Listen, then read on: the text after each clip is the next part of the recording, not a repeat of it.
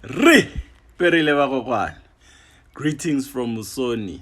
Mtukulu wa Bangoni ni Bandao. Today we are going to talk about feminism. There are a lot of African people out there who claim to be woke and call themselves feminists or associate with the movement of feminism. The consciousness of these kind of people is rooted in spiritual immaturity. Because quite frankly, it should be common sense when one is mature that you cannot use a system that is of foreign origin, especially one that is given to you by your oppressors, to free yourself. With that being said, many feminists that have argued with me about this have claimed that feminism can be found in ancient African history. And that is a lie. There is no point in history where African societies or African empires had a movement to free women from some kind of patriarchy. So what they usually do is they use a system where women are uplifted, and they call that feminism. That is not feminism, because the fundamental, the foundation of feminism is a response to oppression. If there is no oppression, there can never be feminism. So one cannot use an example where women are uplifted in an African society, or use examples of African queens that took the lead in empires and called that feminism. No, those women, there's no woman who rose up in any ancient African empire in response to the oppression of African women. When you see African women in high positions, it is not a response to any oppression. It is just how they live their lives. And the question is, why do you need feminism if you cannot? The thing is, until one can prove to me that there was a point in any African empire where African women were subjugated, only then can feminism be legitimate. Until then, it remains an illegitimate system.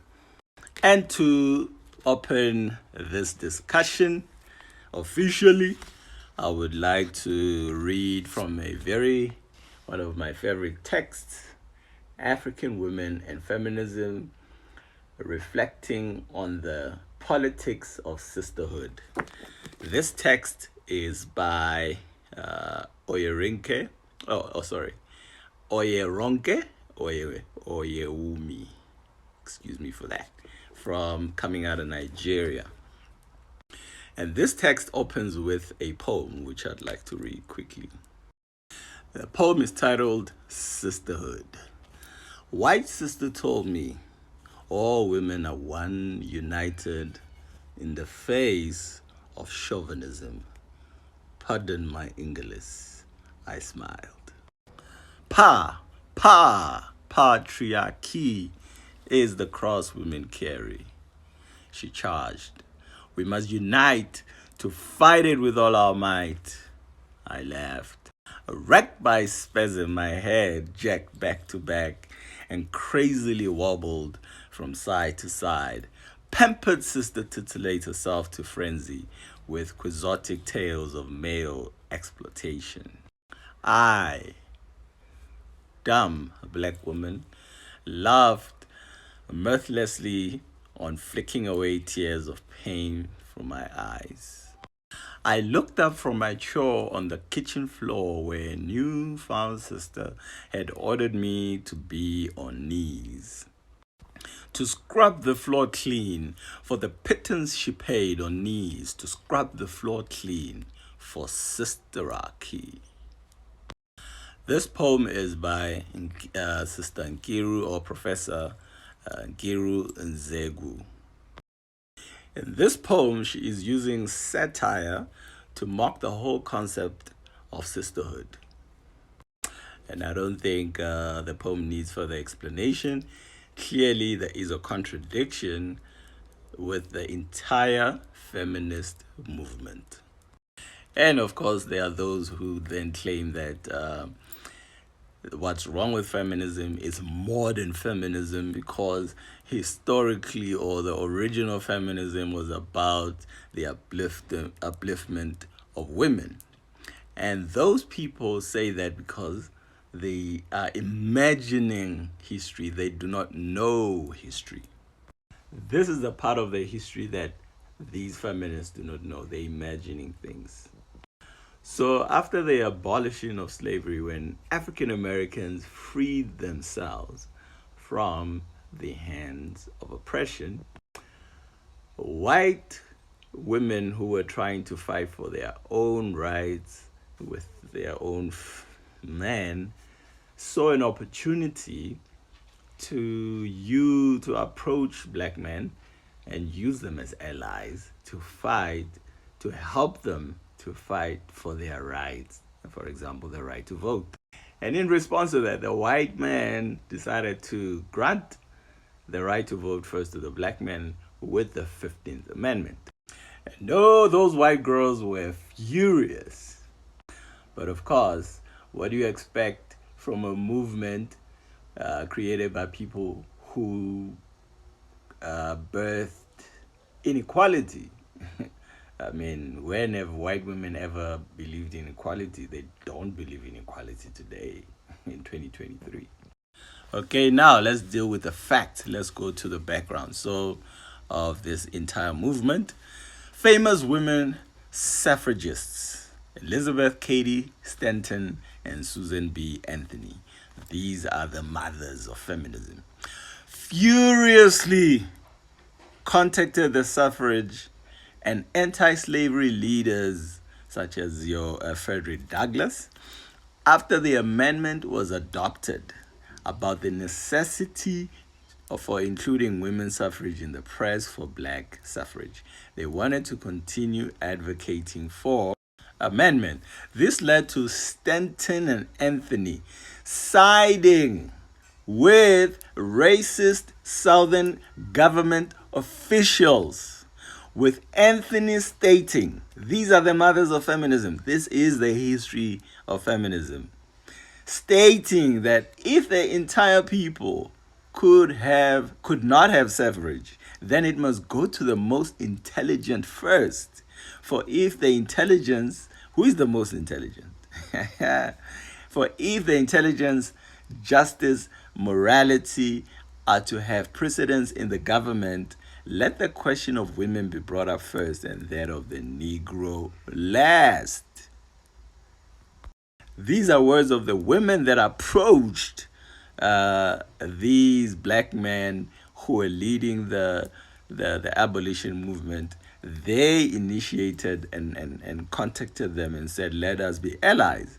And now that when the results start with the black men, then they throw tantrums and they're not happy, and they go inside with the racist Southern government officials. I did not need to read that to be able to know that you cannot have white women as alliance to free yourself from the system of white supremacy. It should be common sense. But I looked for these facts just to demonstrate to those that are spiritually dead and walk around gullible and walking in their own imagination.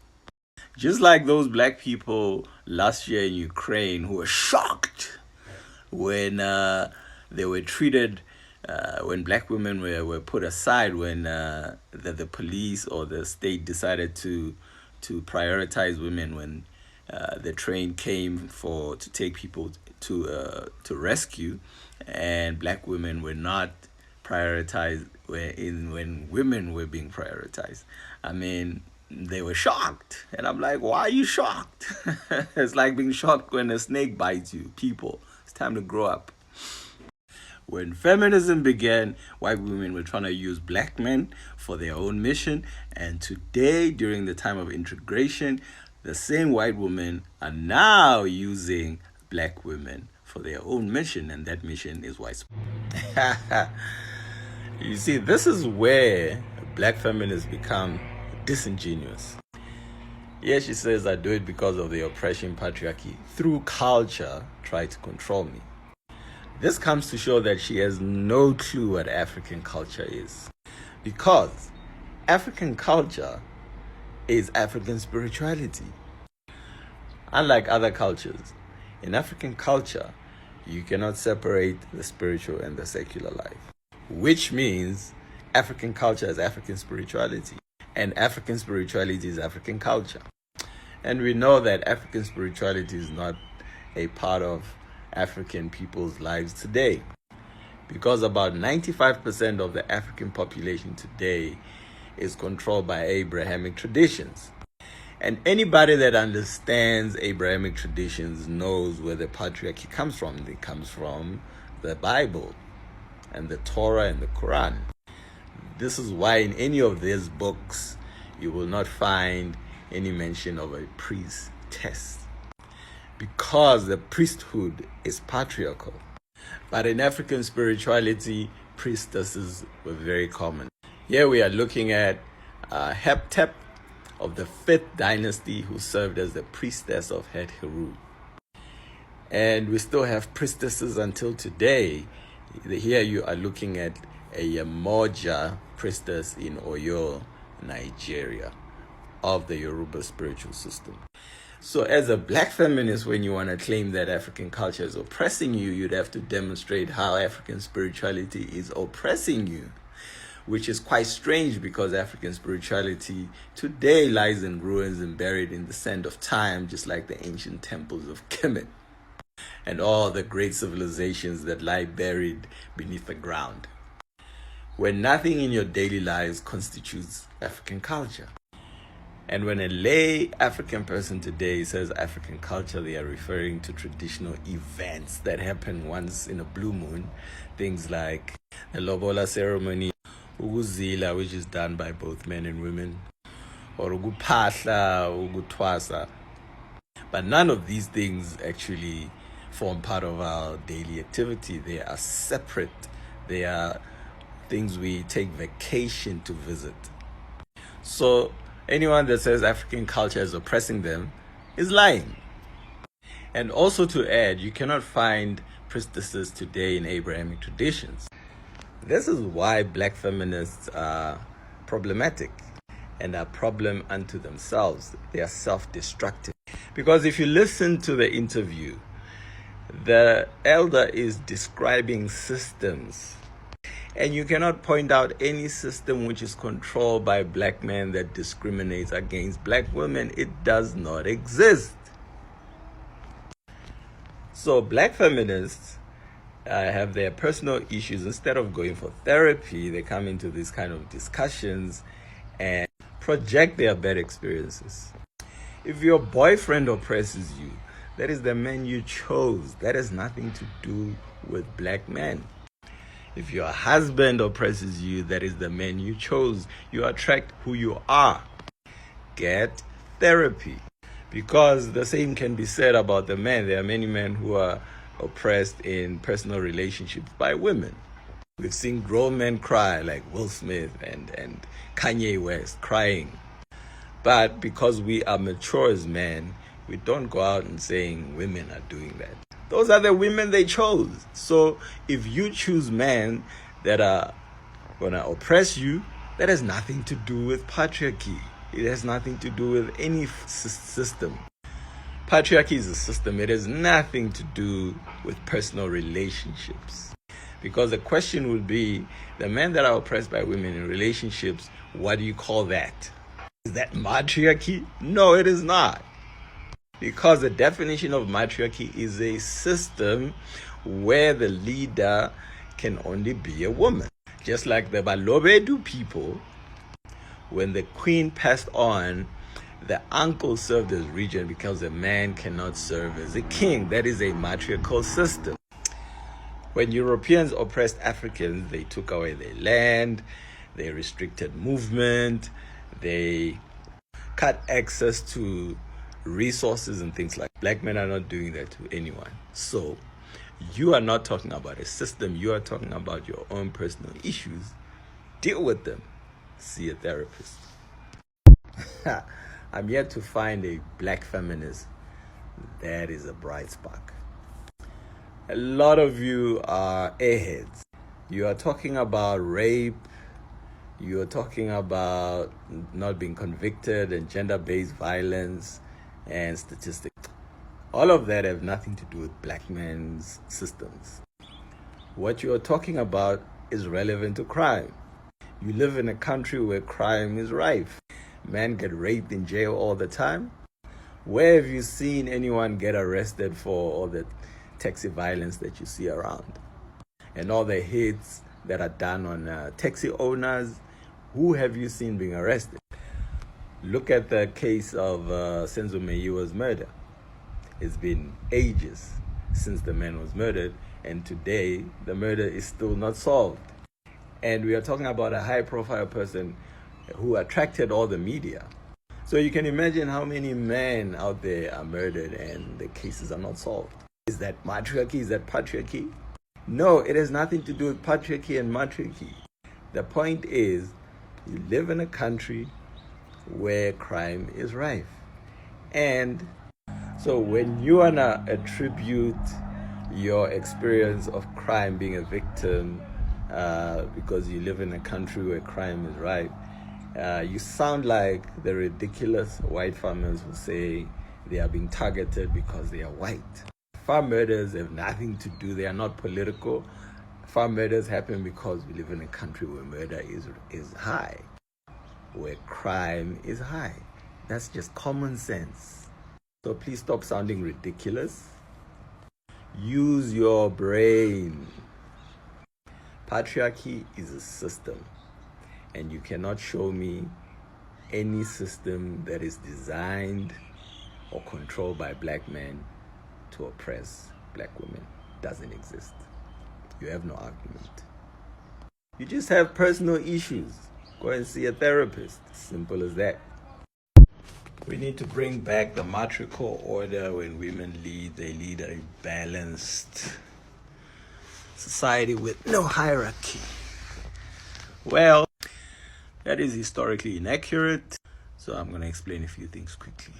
There are three main systems that existed pre-colonial Africa. One, we have the patriarchal. Yes, we did have patriarchal. And the patriarchal existed in those small societies where the people were still pastoral nomads. Two, we had the matriarchal that you're talking about now. So the matriarchal can be explained by using the modern Balobedu monarch. So the Balobedu monarch is matriarchal order, because in that kingdom, only the woman can be king. That is why when the latest Queen Mujaji passed on and the heir to the throne was too young to take the throne, the uncle served as a regent because he may not rule the throne. That is a hierarchy, and there's nothing wrong with the hierarchy. All monarchs have a hierarchy. And then we have the most important order, which is called the matrilineal order. And the ancient example I want to give is that of ancient Kemet. And we are now looking at the Palermo stone, which lists the names of the mothers of the kings, since it was through them that the dynasties originated. Of even greater significance is the fact that the king's mother was said to have been impregnated by God. So the pharaoh's legitimacy to the throne could be claimed through his royal blood on his mother's side and by declaring God as his father. That's basically the origin of this whole immaculate conception that was copied into Christianity. The last example I want to give of an ancient matrilineal system is that of the Arab from Morocco, Ibn Battuta, who documented the following about Mali. He says the women are of surpassing beauty and are shown more respect than the men. The state of affairs amongst these people is indeed extraordinary. Their men show no signs of jealousy whatsoever. No one claims descent from his father, but on the contrary from his mother's brother. A person's heirs are his sister's sons and not his own sons. So that is the most balanced society. The idea that a matriarchal order would be a most balanced society where women lead comes from the pit of feminism. And feminism is the handmaiden of European imperialism, because feminism has brought nothing but destruction in the black family. For black feminists are used as mercenaries by this white power structure to destroy their own kind, self-destruction. And to have a balanced discussion on this topic, we need to study our history. I recommend this text, African Women in Feminism by Oyeronke Oyewumi of Nigeria. Don't leave patriarchy out when talking about the breaking of the black family. All right, so here's one thing that people need to understand. I don't waste my time talking about things I do not have control over. Patriarchy, black people, African people have no control over patriarchy because patriarchy is a package of colonialism. It comes with the package of white power. It has absolutely nothing to do with Africans. And also, patriarchy has been there since the arrival of colonialists.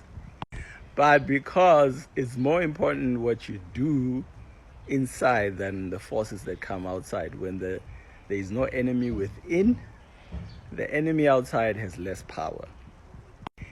What they do has less impact. Hence, I've explained in the video that since the arrival of colonialists who implemented a system of patriarchy through discrimination of women. So I'm not going to waste my time talking about that because we do not contribute to that. There is no patriarchal system that was created by African men. And also to prove my point that the enemy, if there is no enemy within, the enemy outside has less impact. Since during slavery, from slavery, colonialism, the 400 years all the way and up until integration, the black woman and the black man had been together. There was no breaking of the black family. That's a fact. Prior to integration, single motherhood was unknown in the black family. The breaking of the black family came specifically with feminism, when black women introduced that foreign structure into our community. They started behaving ignorantly, acting as if they are oppressed by black men, when the system is the problem of white supremacy. So there is no white man system that ever broke up the black family. The only time the black family began to be broken apart is after integration, when a lot of African women were misled into this toxic system called feminism. That's the facts. Part 2. So, as I said in part 1, that patriarchy has nothing to do with black men. So we are not even going to talk about it, because in my channel we talk about family matters, things that we contribute to. And no African people contribute to a system of patriarchy. This is why, up until today, you go into our traditional systems, you still have female priestesses. For example, among the Yoruba culture, the women are still priestesses today. We have female sangomas. So, and we are the only people in the world that have a kingdom that is a matriarchy. You will not find it. In 2022, the Balobedu people are governed and run by women. And that tells you that black men are not patriarchal, you know? So in general, of course, mostly on a wider scale, if we had a problem with women in positions of power, you would not have the reign queens, because you need men to support that for it to become a kingdom. If men did not support it, it would not have come into existence. So clearly, the part about don't leave out patriarchy. Patriarchy is not worth discussing, because that's like discussing racism. It's pointless because you talk about it until kingdom come and nothing's going to change. But what you should be focusing on is we should be focusing on changing ourselves. And patriarchy is not a black family or a black community issue. So in conclusion, the difference is patriarchy is a system that is run by other people, not us. It's an outside system. But feminism came from the outside, and a lot of ignorant black women brought it inside. Talking about they don't need a man, and single motherhood sought to its highest. And black women today are leading in single motherhood. They're the most frustrated because raising children alone is hard. And going from a man to another man every weekend, getting ghosted, getting younger, that is the most frustrating thing. So feminism is not serving you. You can't defend it. It's pointless. All right, so to help you understand the fundamentals here, I'll make a comparison between the enslavement of Africans and integration. The common person actually believes that slavery was worse than integration. Yes, the enslavement of Africans, colonialism, all that era and apartheid was horrific to Africans indeed. However, all of that put together, the 400 years or the 300 years of from colonialism to apartheid, or from slavery to Jim Crow in the United States, all of that, centuries, do not compare to the damage caused by integration. And a lot of people do not understand that. And the reason is the enslavement, the colonialism, apartheid, and segregation, all of that, was something that was done to us. But integration is what we did to ourselves. Hence, it has produced far more damage in a very short space of time. In South Africa, only 30 years compared to 300 years. There's been more damage done to the black community within the 30 years than the 300 years of colonialism and apartheid. In the 80s in South Africa, for example, the township was the safest place in the country. Black people owned and controlled their own businesses, from tuck shops to supermarkets. So we controlled the retail, which is the distribution, marketing and distribution, which is the most important part of the supply chain, the value chain. So the oppressor then offered us integration. And our acceptance of integration became our self-destruction. Today, the black community is not the safest anymore. Black people in the townships do not control any form, not even the supply of bread like we used to. And today, black women are the most unmarried of all the races in South Africa. Brainwashed by the white woman, the original feminist, to believe that she doesn't need the black man, yet she spends all her days complaining about the black man. Feminism has made black women miserable.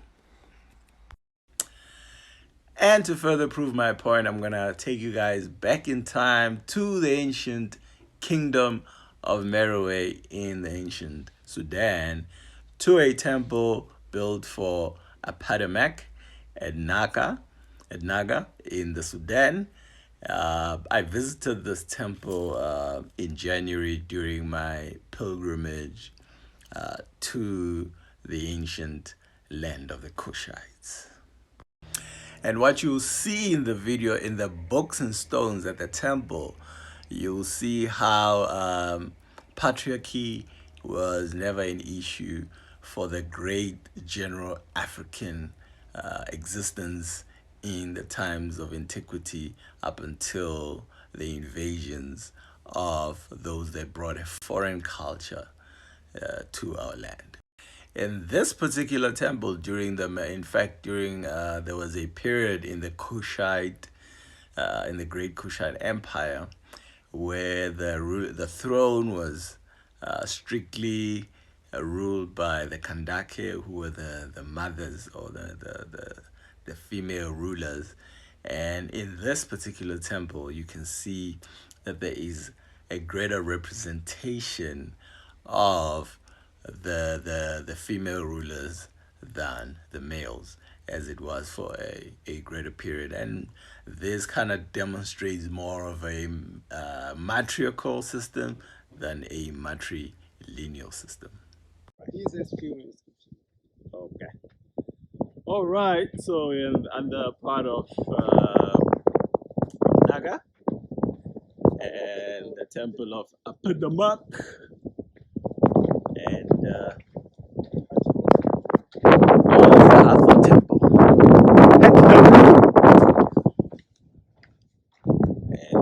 And so temple of Abrahamic, and who's there on the left slaying someone? So those are the enemies. They are holding them. Yes. And also Who's the pharaoh? like the Pharaoh and the Queen's mandatory. Okay. And this is Queen. You said it's Queen who? Mandatory. A mandatory. Yeah, she looks like she doesn't play. She's also slaying an enemy there. Yes. Yeah. So on the walls here, you see this part of the